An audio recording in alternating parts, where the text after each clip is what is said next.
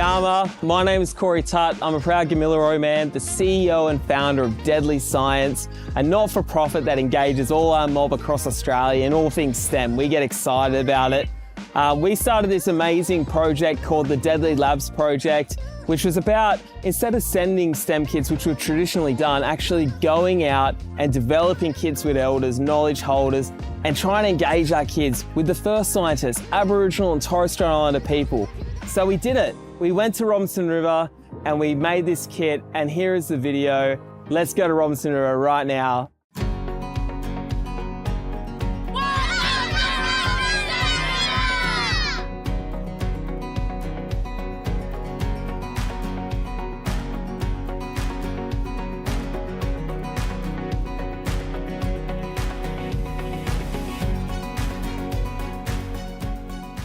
I am a scientist and I love being a scientist. I'm a scientist.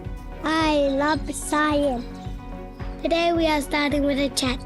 We talked about getting out of the country and using soap and staying clean.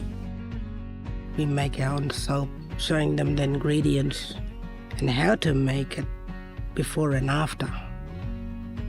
Where they collect leaves and where they get basic soap and beeswax, and dry that and blend it so that it can be mixed together in a pot, pan or something. My mom learned Dumbiumba from her country. That's why I still use Dumbiumba today. And it's best for them to learn now about the country while they're young. They can know where they come from too and where their totem, where they stand in this country. The ranger, they're the ones there to help us and support us in doing those things for the children. I learned from elders. The ranger showed me Dumba leaf. We're going out here with the rangers and the school kids, taking them out bush here to do survey on Dumba, we call it, in our Garawa language.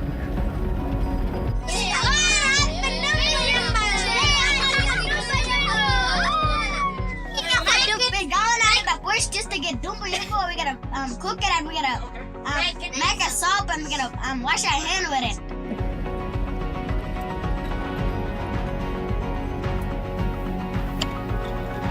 Another time. Slowly, go slowly.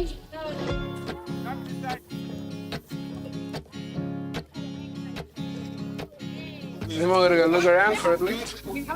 Well, okay, I found a big mob over here.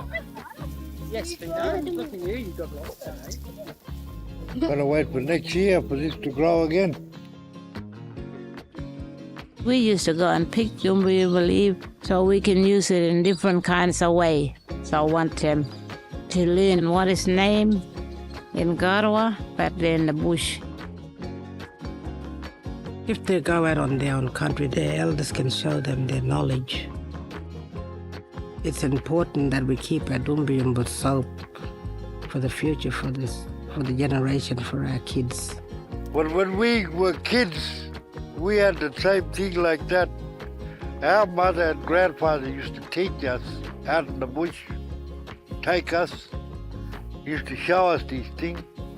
They used to get it, chuck it in the bush medicine, and it used to turn soapy water. And she used to get a rag and wipe us down with it, like soap. And when you get old like me, you're going to pass that knowledge on to someone else? I share a few things with the principal, the teachers, but I love to share the story, whatever I got in bush, in country, and life, and share the culture, my story, to the rest of my life, the longest I live.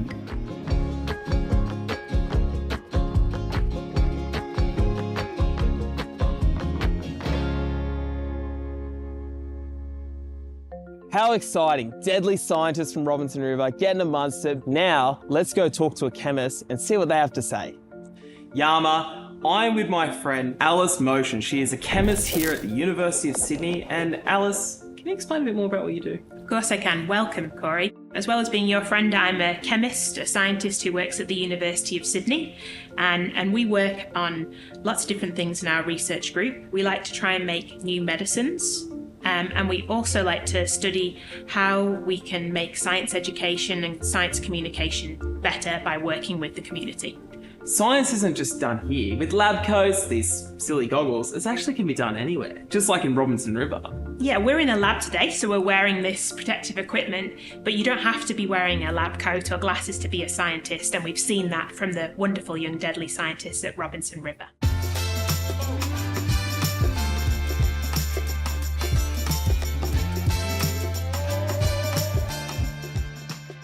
We are using Do You Believe to make soap. Our ingredients are Do You Believe, soap base, beeswax. We dry the leaf. I am crushing the Do You Believe. Put the beeswax and soap base in the pot. We are melting the beeswax and soap base. Mix carefully. Put the Do You Believe in the soap.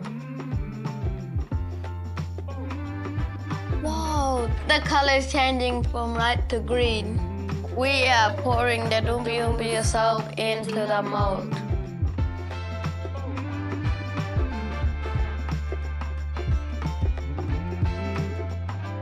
We gotta put it in the freezer. So it goes from a liquid to a solid. Wait 1 day, Then we can use the soap.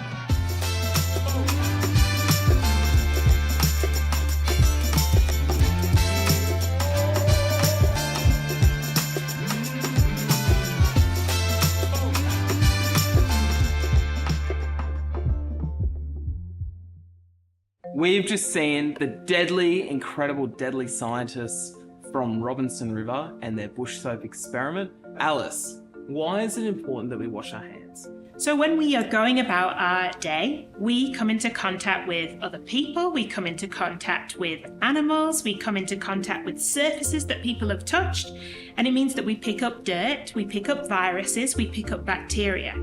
So if we want to keep ourselves safe, if we use soap when we wash our hands, particularly before we're going to eat anything or put something in our mouth, it can help to keep us safe by destroying anything like viruses or bacteria. Tell me about the structure of soap. So the structure of soap is linked to why it's so good at cleaning. It looks a little bit like a tadpole, and the head of this molecule, the soap molecule, is really a big fan of water. It likes being in watery environments, whereas the tail likes being in greasy environments, and that's why soap is so good at cleaning grease from our hands or from our clothes. So I love eating lunch, and I'm a messy eater. And sometimes I spill my lunch on my clothes. Can you tell our audience, our deadly scientists, how soap works to remove grease from our clothes? Sure can. So you know how if we take some oil and we add it to some water, the two substances don't mix? If you imagine a greasy stain is like an oily stain on your clothes, and if you just wash your clothes with water, because the oil and the water don't mix, it's really hard to clean the clothes. Whereas if you add something like soap, what happens is, because part of that soap molecule loves water and part of it loves grease, it can help to sort of bury into that stain and remove that stain from the clothes so that you can look fresh and clean for the next time you go out for lunch. We've explored how soap removes oil and dirt from our clothes, but how does it destroy bacteria and viruses? So actually, Corey, in a really similar way. The outside of most bacteria and viruses has a greasy part and a part that likes water. So if we look at the outside, if we could zoom in and look at viruses or bacteria, the outside of these has a greasy part and a part that likes water. And the greasy tail of soap can get in between those greasy layers on the outside of the bacteria or the virus, break it apart so that it's no longer dangerous for people. So it doesn't get passed around if you use soap when you wash your hands. So soap isn't just deadly for keeping us clean, it's actually deadly for keeping us healthy and safe as well.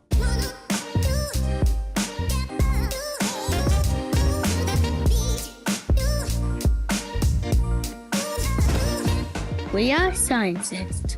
We are using calling counters. We are testing hands that haven't been washed, hands that been washed with water, and hands washed with Dumbayumbu soap. We use a quality counter to measure germs. The more dots, the more germs. We add water, cover, and shake. Put it back down for 30 seconds. Take the water out in the sink. Tape it close. Leave it for a few days, and we're all done.